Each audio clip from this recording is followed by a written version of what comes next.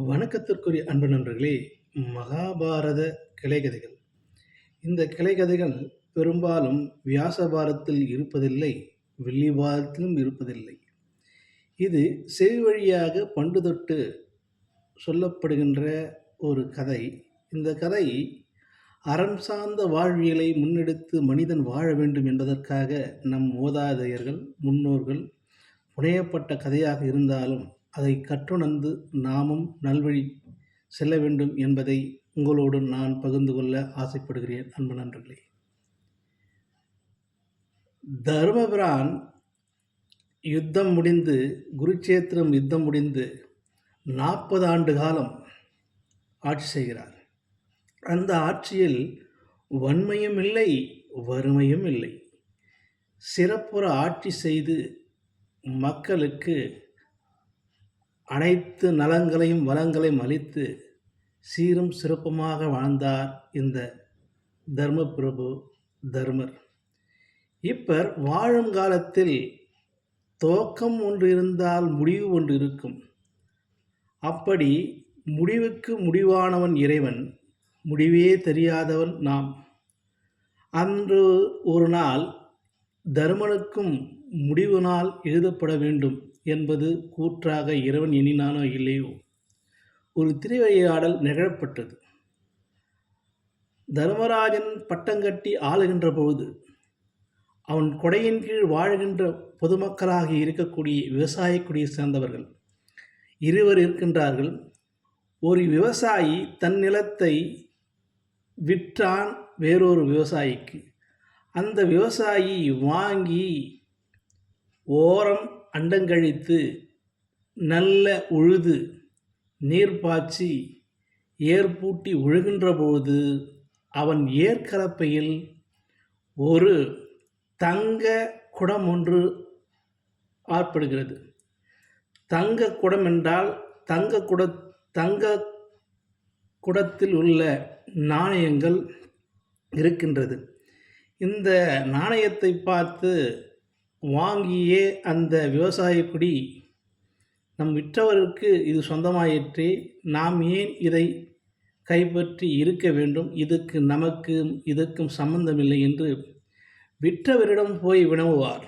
ஐயா, தாங்கள் நிலத்தை தான் விற்றீர்கள், நிலத்தில் உள்ள பொருளை நீங்கள் விற்கவில்லை, நிலத்திற்குள்ளே கிடந்த பொருளாக இருக்கக்கூடிய இந்த தங்க பானையை நீங்கள் வைத்து கொள்ளுங்கள் என்றுவார். அதற்கு விற்றவரோ, நான் தங்க பானையைத்தான் விற்றேன், நிலத்தை விற்கின்ற போது அதிலுள்ள உடைமைகளை அனைத்தையும் நான் விற்றுவிட்டேன், ஆகையால் இந்த பொருள் எனக்கு வேண்டாம் என்று சொல்வார். இல்லை இல்லை, இது உங்களுக்குத்தான், இது உனக்குத்தான். இருவரும் மாறி மாறி சொல்லி சரி இருக்கட்டும் ஒரு நிலைப்பாட்டை எடுத்து கொள்கிறார்கள். இந்த தங்கப்பானையை எடுத்து தர்மராஜனிடம் கொடுக்க வேண்டும் என்று தர்மர் அரசாட்சியின் கீழ், கொடையின் கீழ் இருக்கின்ற பொழுது ஒரு அவைக்களத்திற்கு இருவரும் நுழைந்து, தர்மராஜா, நான் விற்றேன், இவர் வாங்கினார். நான் விற்றதால் விற்ற நிலத்திற்குள் இருக்கக்கூடிய இந்த தங்க காசுள்ள இந்த பொற்பானையை அவர்தான் ஆள வேண்டும். அதற்கு வாங்கியவர் சொல்லுகிறார், இல்லை இல்லை, நிலத்தைத்தான் நான் வாங்கினேன், நிலத்திற்குள்ள இருக்கின்ற பொற்காசுகள் நிறைந்த இந்த தங்கப்பானையை நான் வாங்கவில்லை, ஆகையால் இது அவருக்குத்தான் சொன்னோம் என்று சொல்கிறார். இருவர் மாறி மாறி பேசுகின்ற போது அத்தருணத்தில் பகவான் கிருஷ்ணர் வருகிறார். தர்மர் பகவானிடம் கேட்கின்றார், பகவானே, வாருங்கள், அமருங்கள், இப்படி ஒரு நிகழ்வு நடந்து கொண்டிருக்கிறது, இதற்கு என்னால் தீர்ப்பளிக்கவில்லை, நீங்கள் பகவானாயிற்றே, இதற்கு தக்கதொரு தீர்ப்பை நீங்கள் தான் சொல்ல வேண்டும் என்று சொல்வார். அதற்கு சிரித்து கொண்ட பகவானோ, தர்மா, இன்று வேண்டாம், நாளை இருவரையும் வரச்சொல் என்று சொல்வார். சரி, நாளை அவைக்களம் கூடுகின்ற போது தாங்கள் இருவரும் வர வேண்டும் என்று அவருக்கு சொல்லிவிடுகிறார். சரி, அப்படியே மறுநாள் வருகிறது. இருவரும் ஒருவருக்கொருவர் மனம் மாற்றம் அடைகிறது. விற்றவன் என்ன சொல்கின்றான், நான் நிலத்தை தான் விற்றேனே தவிர நிலத்தில் உள்ள பொருட்களை யாவையும் நான் விற்கவில்லை.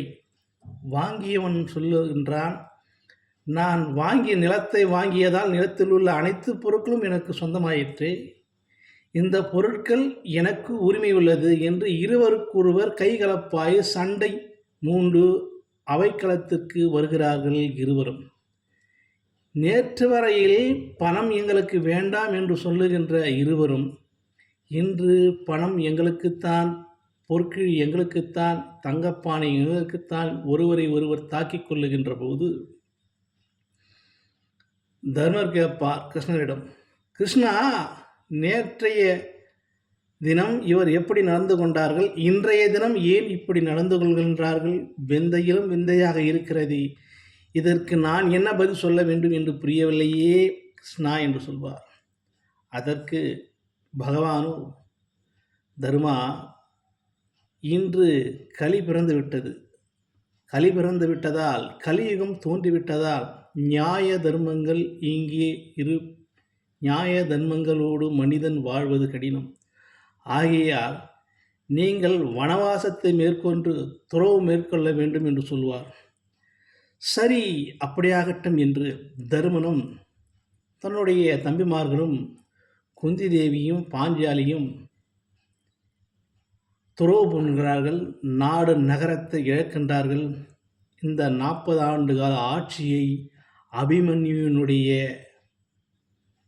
அபிமன்யுடைய மகன், அதாவது மருமகளாகி இருக்கக்கூடிய உத்தரையிடம் ஒப்புவித்து செல்கிறார்கள். இந்த அஸ்வத்தாமன், பாண்டவர் வம்சத்தை அழிக்க வேண்டும் முற்பட்ட அஸ்வத்தாமன் தன்னுடைய பானங்களால் இந்த உத்தரவினருக்குடைய கருவில் இருக்கக்கூடிய குழந்தையை அழிக்கின்றான். அந்த குழந்தை பேர்தான் பரிசித்து. அந்த குழந்தையை அழிக்க முடுக்கின்ற போது அழிந்து போகின்றான். அதற்கு உயிர் கொடுக்கின்றார் பகவான் கிருஷ்ணர். சரி, இந்த கதையை பின்னாளில் உங்களோடு நான் விரிவாக சொல்ல ஆசைப்படுகிறேன். சரி, இப்படியாக இந்த ஐவரும் கடந்து கொண்டே செல்லுகின்றார்கள். நிலைப்பாட்டை எடுத்தார்கள். தர்மர் சொல்லுகின்றார் போகின்ற போது, தர்மருடன் அங்கே அரண்மனையில் வாசம் செய்த ஒரு நாய் வருகிறது. இந்த நாய் கூடவே வருகிறது. பஞ்சபாண்டவர் செல்கின்றார்கள், குந்தி தேவி சொல்கின்றார், திரௌபதியும் செல்லுகின்றார். இப்படி செல்லுகின்ற போது தர்மர் சொல்லுகின்றார், யாரும் பின்னாடி திரும்பி பார்க்கக்கூடாது. நாம் துறவு மேற்கொண்டிருக்கின்றோம். துறவு மேற்கொண்டதாலே யார் பின்னாடி உயிரிழந்தாலோ யார் வராமல் போனாலோ திரும்பி பார்க்கக்கூடாது என்று ஒரு கட்டளையை இட்டு செல்லுகின்றார்கள். போகின்றார்கள். நாடு நகரம் கடந்து, கல் முள் அனைத்தையும் கடந்து செல்கின்றார்கள். கடக்க முற்படுகின்றார். ஏரி குளம் பல நாட்களாக துறவு என்பது அனைத்தையும் துறந்து செல்லுகின்ற போது முதலாவதாக குந்தி தேவி இறக்கின்றார். குந்தி தேவி இறக்கின்ற போது யாரும் பார்க்கவில்லை. அதே போன்று திரௌபதி, அதே போன்று நகுலன். இப்படி சென்று கொண்டே இருக்கின்ற போது பீமன் பசி பசி பசி என்று எங்கு பார்த்தாலும் இருக்கக்கூடிய நெற்மணிகளெல்லாம் ஒரே கையால் வாரி உண்ணுகின்றான். குடங்குடமாக தண்ணியை குடிக்கின்றான். இவருக்கு யாருக்கும் எந்த பொருளையும் கொடுக்காமல் பசி பசி என்று வாடுகின்றான். ஒவ்வொருவராக இறந்து கொண்டே வருகிறார்கள். இந்நிலையில்தான் மேலோகத்திலிருந்து ஒரு புஷ்ப விமானம் வருகிறது. மிஞ்சிருப்பவர் யார் என்றால் தருமரும் தருமருடன் வந்த நாயும் மிஞ்சிருக்கிறது. இருவரும் மட்டுமே மிஞ்சிருக்கிறார்கள். மேலோகத்திலிருந்து வந்த அந்த புஷ்ப விமானத்தில் இருக்கக்கூடிய தேவர்கள் எல்லாம் சொல்லுகின்றார்கள், உங்கள் புண்ணியத்தால் மேலோகத்தில் சொர்க்கலோகம் கிடைத்திருக்கிறது, வாருங்கள் புஷ்ப பல்லக்கில் என்றார். சரி, அதற்கு தர்மரோ, என்னுடன் இதுநாள் வரையில் பயணித்த இந்த நாய் என்னுடன் வந்தால் நான் வருகிறேன், இல்லை என்றால் நான் வரவில்லை என்று சொல்வார். சரி, அப்படியே இருந்தால் நான் போய் யமதர்மனிடம் இடம் கேட்டு வந்துதான் உங்களை அழைத்துச் செல்ல வேண்டும் சொல்வார். யமனிடம் சென்று விசாரித்து வருந்து மீண்டும் இந்த புஷ்ப பல்லக்கில் நாயும் தருமரும் ஏறி செல்லுகின்றார்கள். சென்று கொண்டே புஷ்ப பல்லக்கு மேலோகம் செல்லுகின்றது. மேலோகம் செல்லுகின்ற போது, ஏன் தருமா இந்த நாயை உன்னிடம் கொண்டு வந்தாய் என்று சொல்லுகின்ற போது, நான் இறக்கின்ற தருவாயில் கூட என்னுடன் நன்றி விசுவாசமுள்ள நாயா என்பதால் இந்த நாய் என்னிடம் அழைத்து வந்தேன் என்று சொல்லுகின்ற போது, அந்த யமதர்மன் சொல்வார், அது நாய் அல்ல, என்னால் ரட்சிக்கப்பட்ட என் உருவில் கொண்ட ஒரு நாய்தான் என்று சக உயிரினத்தையும் தர்மத்தோடு நடத்தக்கூடிய தர்மவானாகிய உனக்கு தான் சொர்க்கம் வாசல் தந்திருக்கிறது என்று சொல்வார். அதற்கு தர்மரோ, இருக்கட்டும் யமதர்மராஜா, என்னுடைய தாயும் என்னுடைய என்னுடைய சகோதரர்களையும் பாஞ்சாலியும் நான் பார்க்க வேண்டும். அவர் எங்கிருக்கிறார்கள்? அவரை கண்டு அவர்களை நான் பார்க்க வேண்டும். அதற்கு யமதர்மனோ, தர்மா, பூ உலகில் நீங்கள் வாழ்கின்ற காலத்தில் தாய் தந்தை பாசம் எல்லாம் உற்றார் சுற்றார் எல்லாம் பூலோகத்தில் தான் தவிர மேலோகத்தில் வந்தால் இங்கு எல்லாரும் சமமானவர்கள். தாய் இல்லை, தந்தை இல்லை, எந்த பேதம் இல்லை. இங்கு யாருக்கும் எந்த உறவும் இல்லை. அவரவர் கர்ம வினையை இங்கே அனுபவித்துதான் ஆக வேண்டும் என்று சொல்வார். இல்லை இல்லை, என்னுடைய தாயையும் என்னுடைய தம்பியரையும் நான் பார்க்க வேண்டுமே. சரி, உன்னாசையான் நான் கெடுப்பானே. அதோ அந்த அறையில் இருக்கிறார்கள், போய் பார் என்று சொல்லுகின்ற போது அந்த அறையை திறப்பார் தருமர். திறந்து பார்க்கின்ற போது போராக பூவை எடுத்து கூடையில் கொட்டி கொண்டிருப்பார்கள். வாரி வாரி போராக கொட்டி கொண்டிருப்பார்கள். போராக அந்த கூடையில் இருக்கின்ற பூவை எடுத்து போராக கொட்டி கொண்டிருக்கின்ற போது தன்னுடைய தாயிடம் சென்று, அம்மா, நன்றாக இருக்கிறீர்களா? எப்படி இருக்கிறீர்கள் என்று கேட்கின்ற, அம்மாவா? நானா? உனக்கா?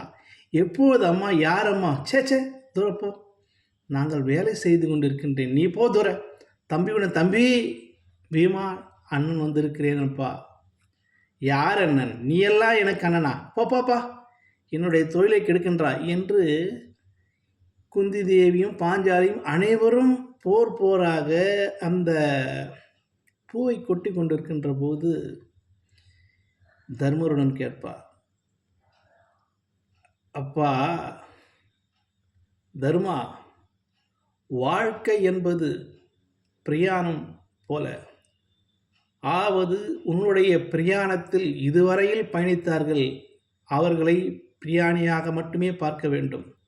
இப்போது அடுத்த உலகம், அடுத்த ஜென்மா என்று வருகின்ற போது பிறப்பில் உள்ள அனைவரையும் விட்டொழித்து அடுத்த ஜென்மாவுக்கு போகின்ற போது அனைத்தையும் மறந்துதான் செல்ல வேண்டும். இதையெல்லாம் கடந்துதான் நீ போக வேண்டும். இங்கே பந்தபாசத்துக்கு இடமில்லை. தர்மம், நியாயம், நீதி, நேர்மை ஒன்றே குறிக்கோளாக இந்த சொர்க்கலோகம் கருதப்படுகிறது.